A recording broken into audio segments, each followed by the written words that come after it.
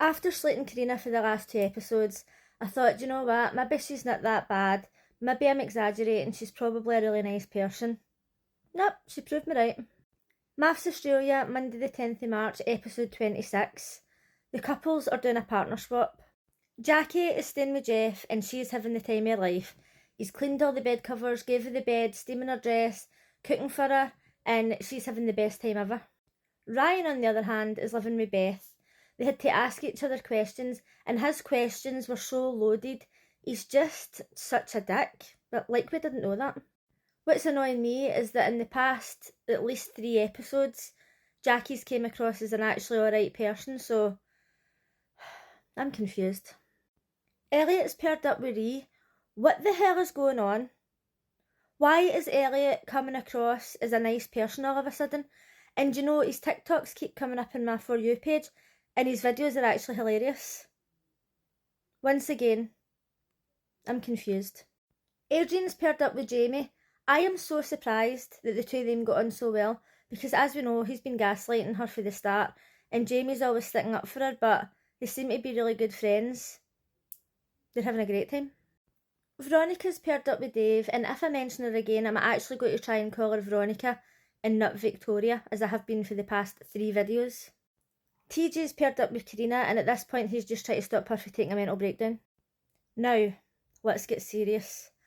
Paul is paired up with Athena, and Karina is greeting again. She's like, oh, he dated her twin sister, and she looks the same. Newsflash, twins are not the same people. I've dated identical twins before, and I could not have been less interested in his brother. Now, for the past couple of videos, I have been ripping Karina to bits, and a lot of people haven't liked it. They says, oh, I can't believe you're calling her weak. I can't believe you're saying these things about her. She's such a nice person. And I thought, you know what?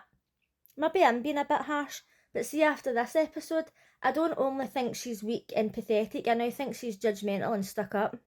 Now, don't get me wrong, Paul's not innocent here. He was saying to Athena, oh, do you think there's problems with Karina being jealous?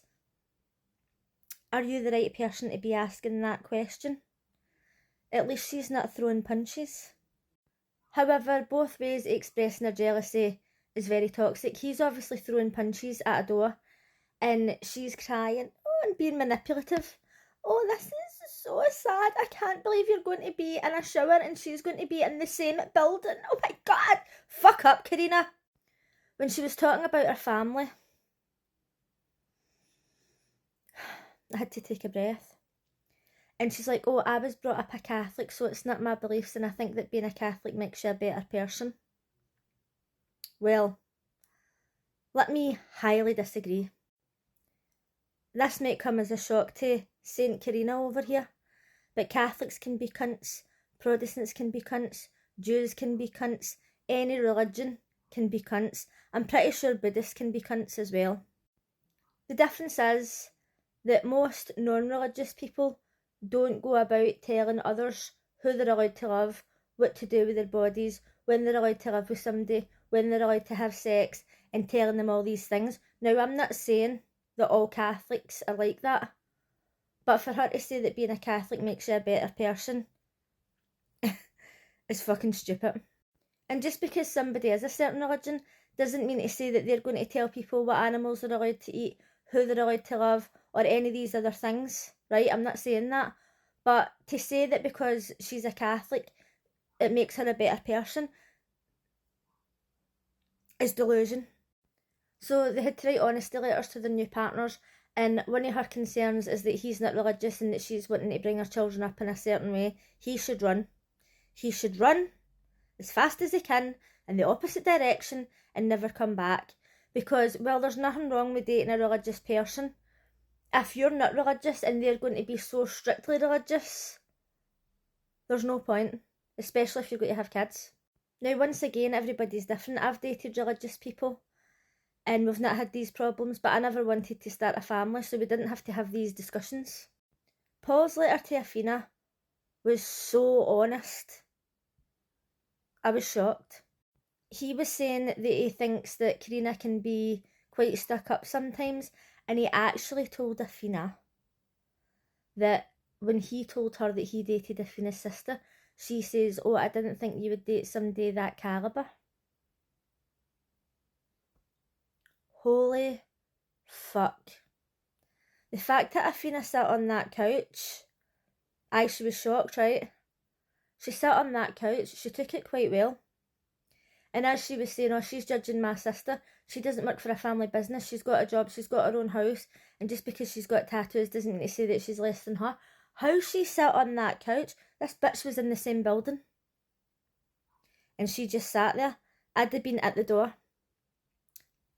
Hi, would you like to say that to my face? Let me get my sister here and you can say it to her face. Sit the fuck down and shut the fuck up. I 100% can't stand her. Literally, I can't stand her. Apparently, there's rumours flying around that she's with Dave now. I hope that's not true. Now, there's absolutely no denying that Karina's stunning. But she's an arsehole. At this point, it looks like the only thing she's got going for her. I'm wondering to myself, did Paul really have to tell Athena that Karina said that? I don't know. I think it might have been a bit too far. Let me know in the comments what you think. It's one thing to be honest in a letter and say, oh, she says things where maybe she seems a bit stuck up or judgmental or whatever, but to actually tell Athena what she said about her sister, I don't know. I don't even know. Tell me what you think. Now, we don't really know the timelines of what's going on, but if I was Athena and I was sleeping on the couch and then he read me that letter, which she said about my sister, I'd be like, do you know what, I think we should sleep in the same bed. I've actually got a really sore back, maybe we should just sleep in the same bed, just to piss her off, because Adrian's not going to give a fuck. In one of my last videos, I called Karina weak, and in my YouTube comments, somebody says, I think it's totally effed up that you would call Karina weak because she wasn't backing Jamie or whatever it was. And I says, no, I called Karina weak long before that. I called her weak when he was punching the door and she was sitting there taking the blame and saying, oh, but I said, oh, but I did. That's when I first called her weak.